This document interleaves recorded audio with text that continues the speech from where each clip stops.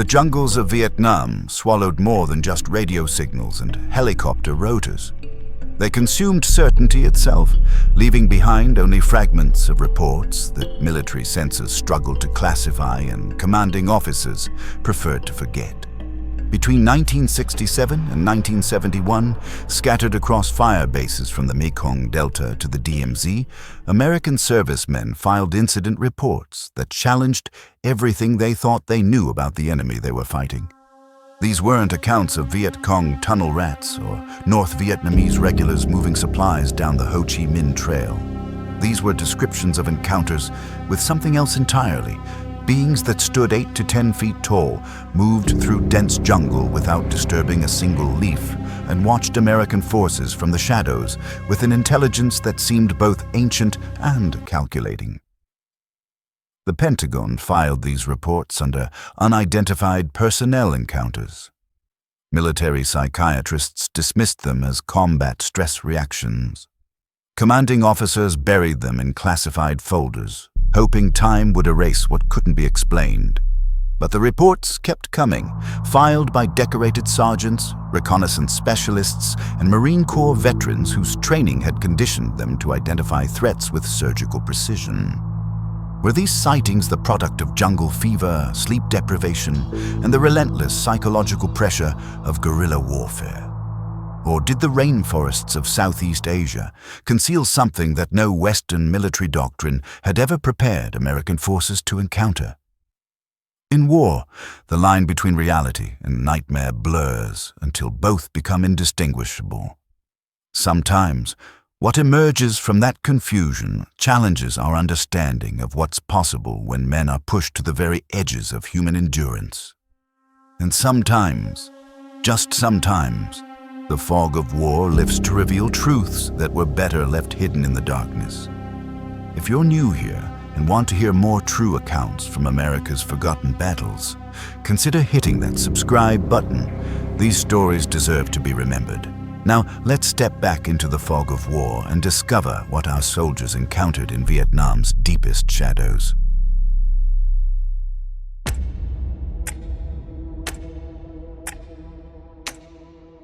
Firebase.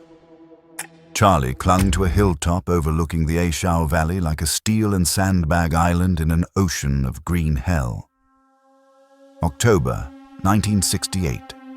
The 101st Airborne had carved this forward operating base from the jungle as part of Operation Somerset Plain, their mission to intercept North Vietnamese supply routes snaking south along the Ho Chi Minh Trail.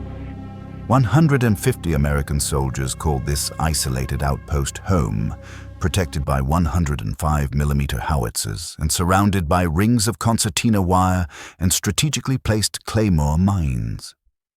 The valley below held secrets older than America itself. Ancient tribal paths wound through bamboo groves that had stood for centuries.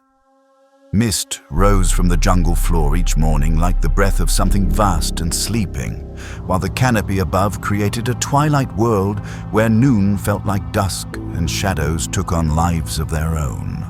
Specialist Marcus Rodriguez had drawn night watch duty on the north perimeter, a position that required nerves of steel and eyes that could penetrate the darkness.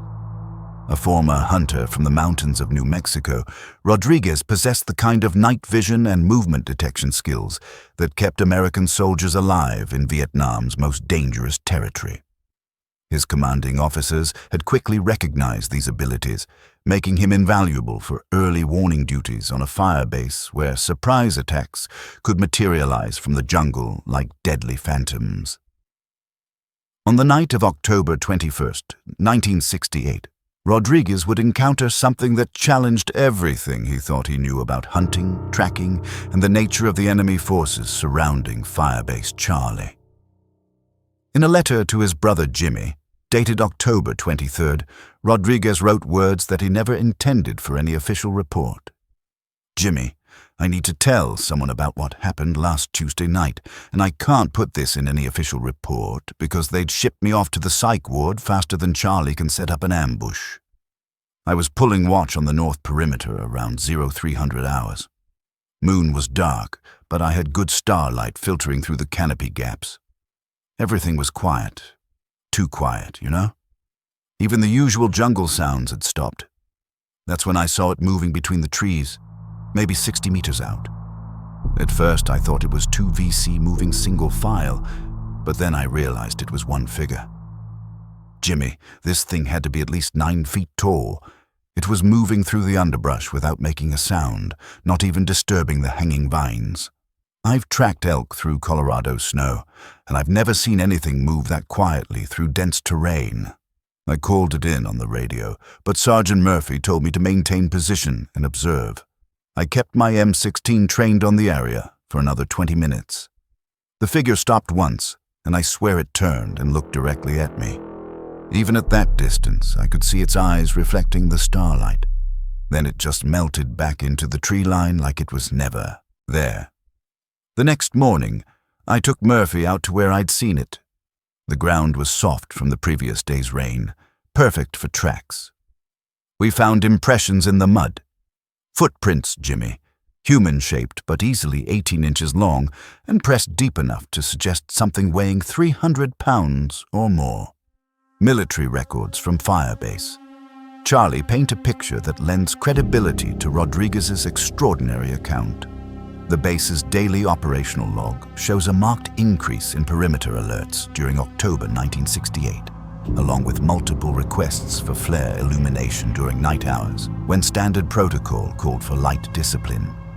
More significantly, Lieutenant Colonel James Brennan, the base commander, noted in his weekly intelligence summary that reconnaissance patrols had reported possible observation by unknown personnel of unusual stature.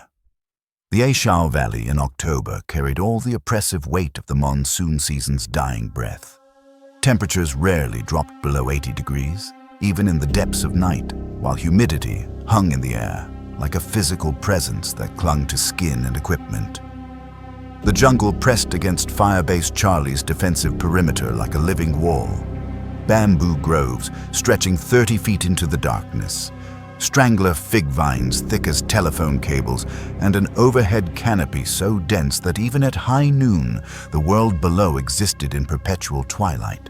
The air itself seemed to pulse with the scent of decomposing vegetation, while the constant buzz of insects created a white noise backdrop that could easily mask approaching footsteps until an enemy combatant was within grenade range.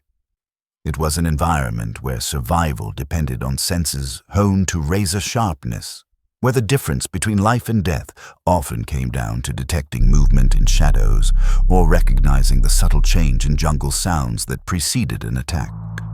Rodriguez's hunter instincts had been finely tuned by years of tracking game through difficult terrain, but what he observed that night challenged every assumption he'd developed about how living things move through dense vegetation. His initial confusion about whether he was observing one figure or two built into something far more unsettling as he realized the impossible scale of what he was watching. The unnatural silence that had settled over the jungle amplified the wrongness of the encounter, while the figure's apparent awareness of being watched created a predator-prey dynamic where the roles remained chillingly uncertain. The discovery of those oversized tracks the following morning provided physical evidence that demanded explanation, yet defied every rational framework Rodriguez could apply to the situation. Rodriguez's letter to his brother concluded with a detail that he shared with no one else for more than 30 years. Jimmy, the scariest part wasn't the size of that thing, it was how it moved.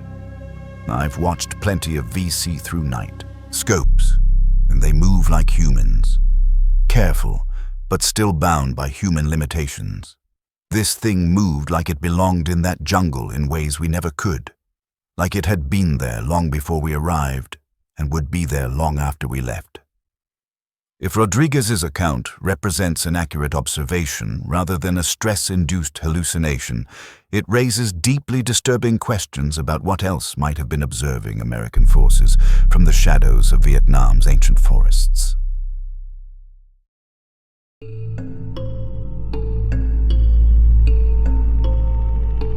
Deep in the heart of enemy territory, 15 kilometers northeast of Cu Chi, the landscape transformed into something that seemed designed by nature to hide secrets.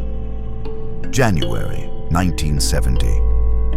Staff Sergeant William Tex Henderson led his 6-man long-range reconnaissance patrol through terrain where American boots rarely touched ground, and survival depended on remaining invisible to an enemy that could materialize from the earth itself. Henderson's team carried the call sign Ghost Rider 6, a designation earned through months of successful penetration into North Vietnamese-controlled territory.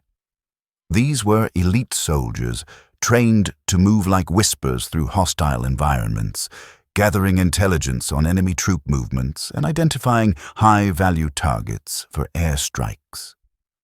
Their mission parameters often kept them behind enemy lines for weeks at a time, relying on skills that pushed human endurance and stealth capabilities to their absolute limits.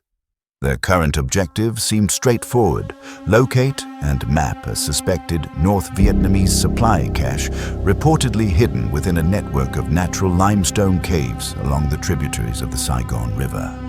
Intelligence reports suggested the area housed significant quantities of weapons and ammunition, supplies that could fuel enemy operations for months if left undisturbed.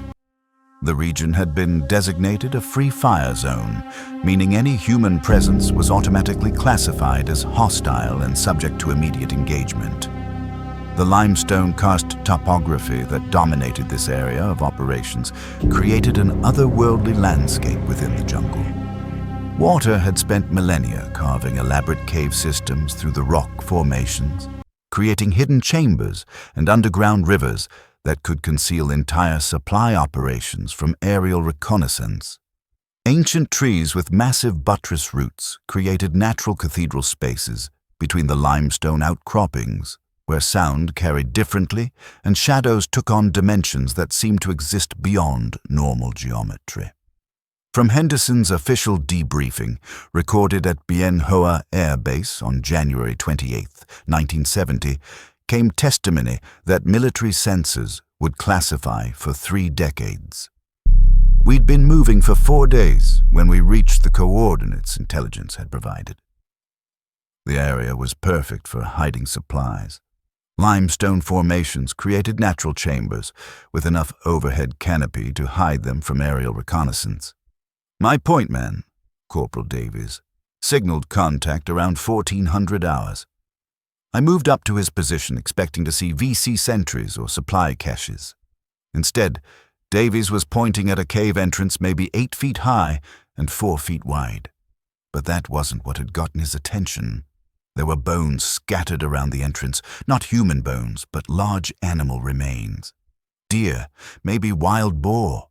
All of them showed signs of having been processed, systematically stripped of meat. We established overwatch and observed the cave for 3 hours. Nothing moved. No sounds from inside.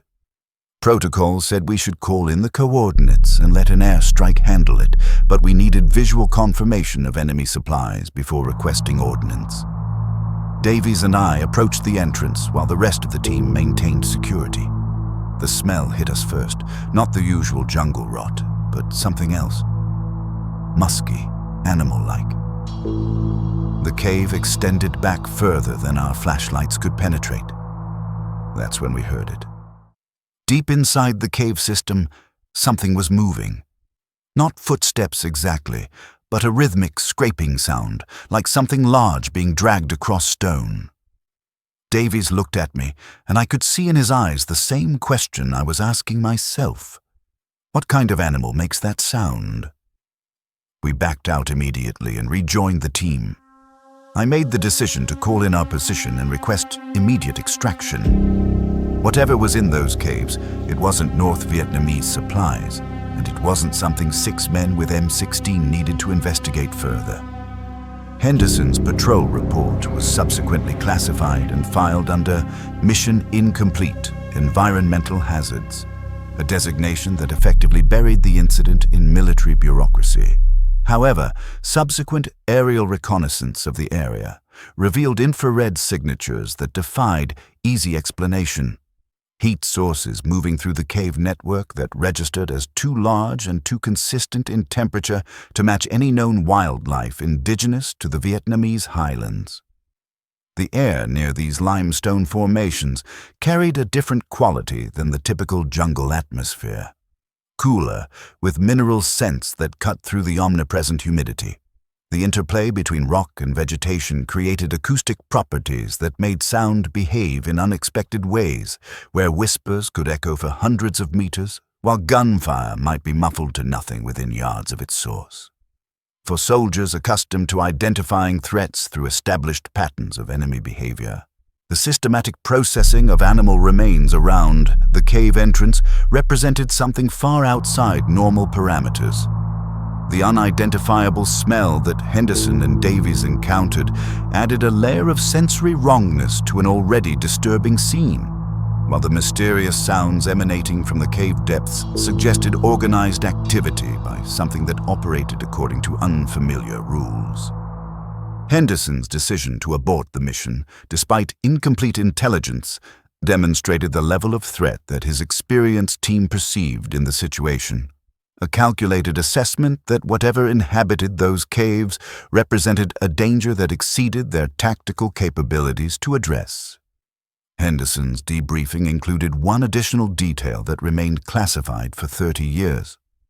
Before we called for extraction, I had Davies sketch the bone arrangements near the cave entrance. When we compared his drawings to similar patterns intelligence had photographed at other sites, we found matches. Whatever was using those caves, it wasn't operating alone. There was organization to it, maybe even territory marking. That scared me more than anything else we encountered in country. The implications extend far beyond a single unsettling encounter. Henderson's account suggests coordinated activity by unknown entities across multiple locations throughout enemy-controlled territory.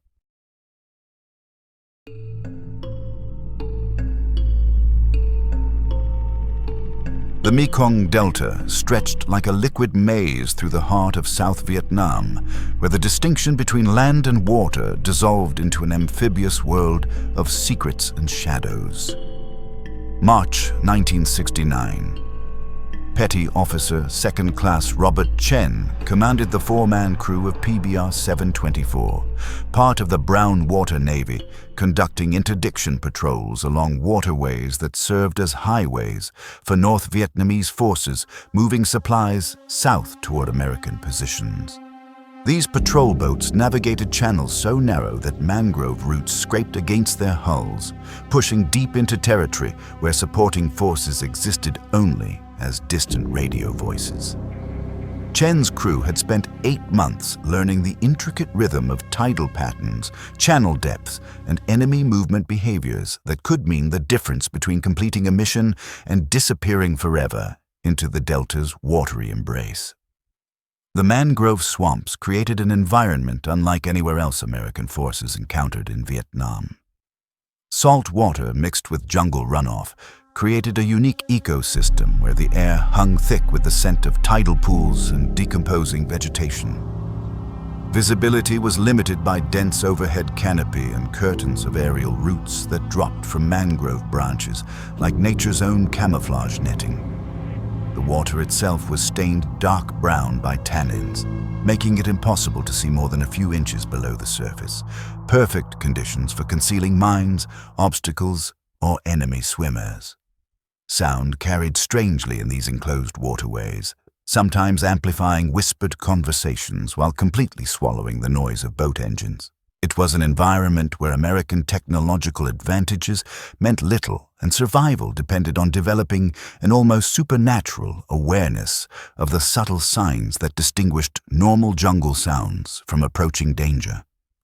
From Chen's personal journal, entry dated March 15, 1969, came an account that he never included in any official patrol report. 3rd day running.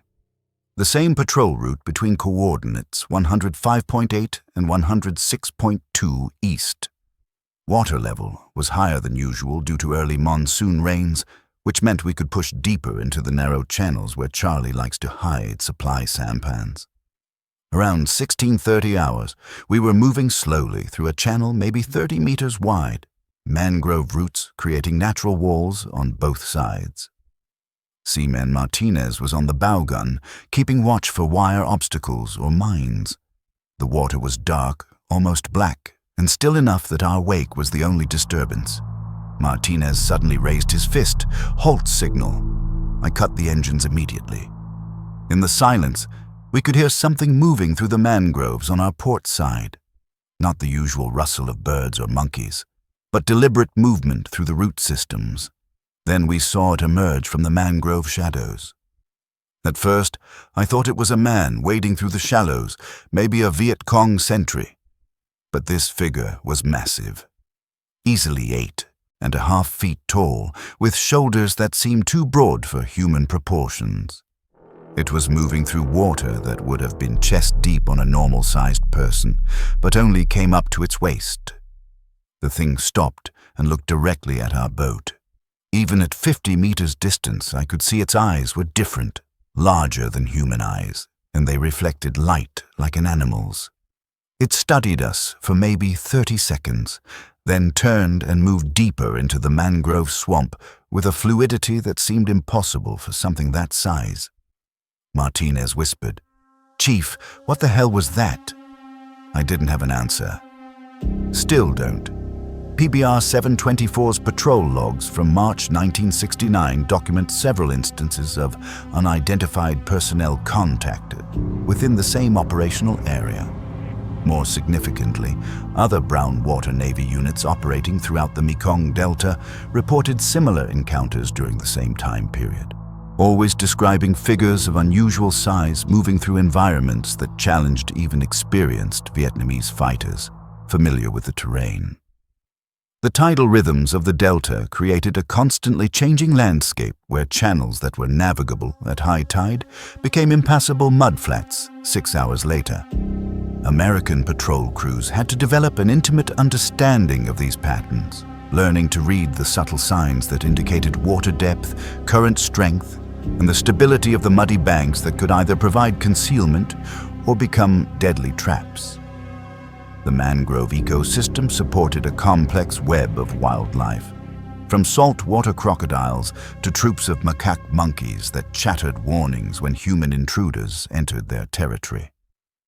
Experienced patrol crews learned to interpret these natural alarm systems, using animal behavior as an early warning network that often proved more reliable than sophisticated electronic surveillance equipment. Chen's encounter represented a disruption in these familiar patterns, something that moved through the challenging mangrove environment with an ease that exceeded even the capabilities of local fighters who had grown up in the Delta. The direct eye contact between the entity and the patrol crew created a moment of mutual assessment with implications that remained disturbingly unclear. The figure's apparent comfort navigating the complex root systems and tidal currents suggested either extensive familiarity with the environment or physical capabilities that transcended normal human limitations. Its behavior indicated intelligence and possibly strategic awareness, raising questions about whether American patrol boats were operating under observation by entities whose surveillance capabilities exceeded conventional military reconnaissance methods. Chen's journal continued with observations that haunted him for decades. I've been thinking about that encounter for weeks now. What bothers me isn't just what we saw, but how it moved through those mangroves. I've watched Vietnamese fighters navigate these swamps, and even they struggle with the current and the root systems. This thing moved like the water, and the trees were cooperating with it, like it belonged there in ways we never could. Makes me wonder what else is watching us when we run these patrols. If you're still with me in the darkness, hit that like button, and remember to subscribe, because there are more accounts like this waiting to be told. Chen's encounter forces us to consider whether American forces in the Mekong Delta were operating under levels of observation that their intelligence assessments never anticipated.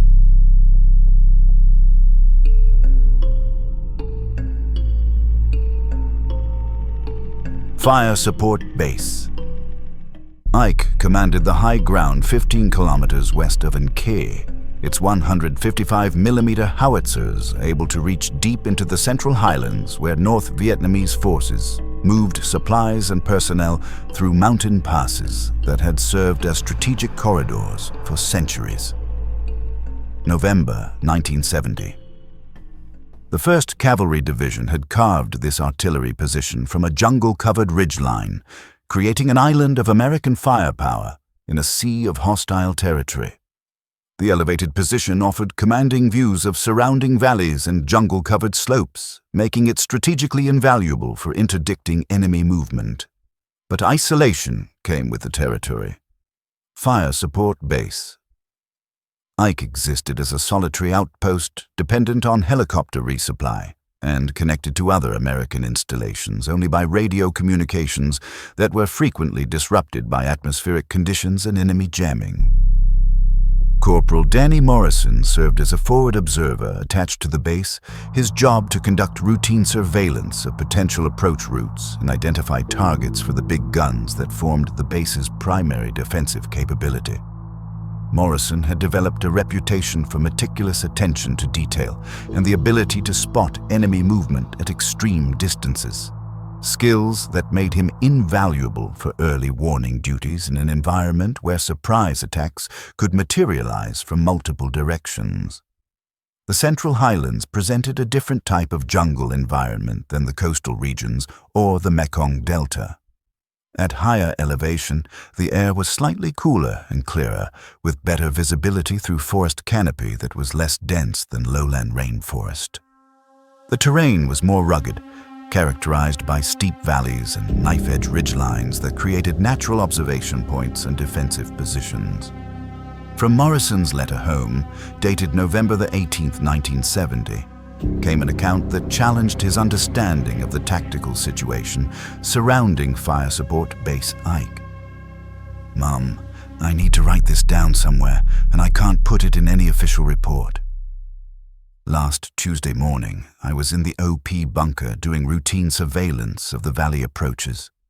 We'd received intel about possible NVA movement in the area, so I was paying extra attention to the tree line about 800 meters southeast of our position. Through the binoculars, I spotted movement near a cluster of bamboo groves.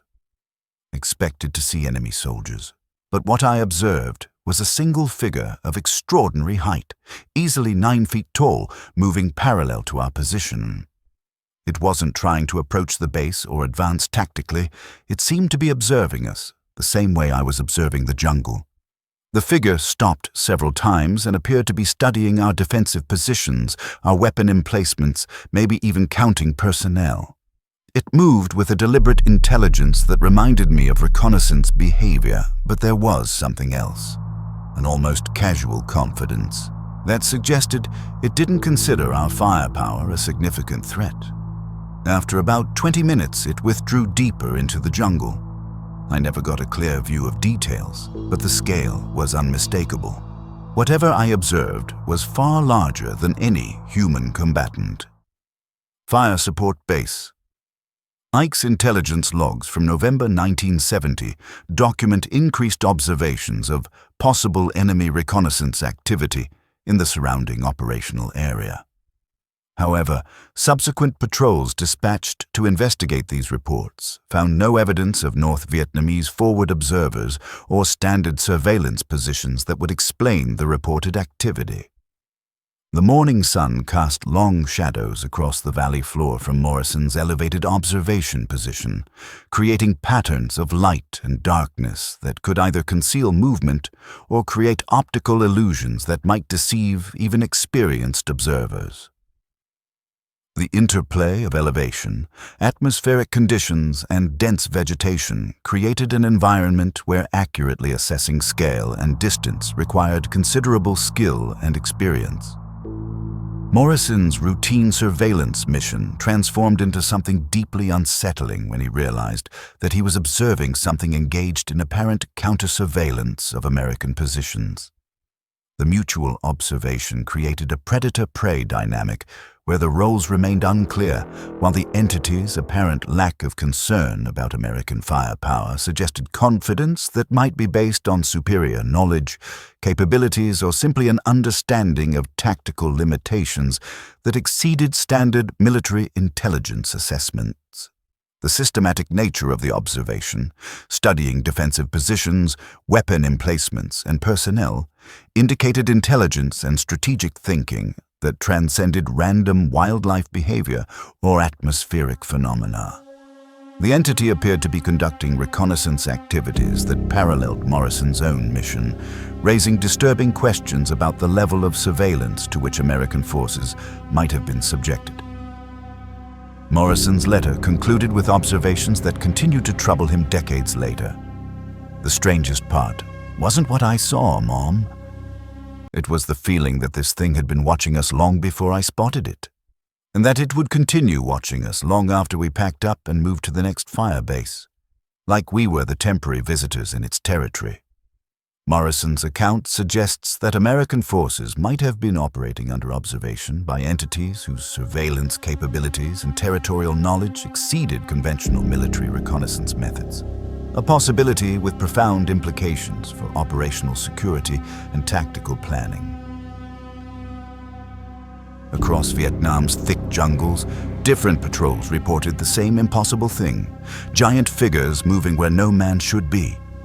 These weren't isolated hallucinations or lone soldier stories. They came from hardened combat units, from fire bases and river patrols, each describing creatures far larger than any human. Were they stress-born illusions of tired men in hostile territory, or did something truly massive stalk the jungles, hidden in the fog of war? Whatever the truth, these reports remain buried in archives, dismissed officially, but remembered by the men who swore they saw them. Perhaps the most unsettling aspect of these accounts isn't what our soldiers encountered in Vietnam's deepest shadows, but the possibility that similar entities might be observing American forces in conflicts yet to come, watching from environments we haven't learned to see. If these accounts have left you questioning what else might be hidden in the classified files of America's military history, let me know in the comments what other unexplained encounters you'd like me to investigate. And if you want to hear more stories like this, make sure you're subscribed, because the truth has a way of surfacing even when it's been buried for decades. These stories are presented as submitted accounts and military reports. Interpretations may vary. All witness testimonies are presented as claimed by original sources and do not necessarily reflect verified historical events.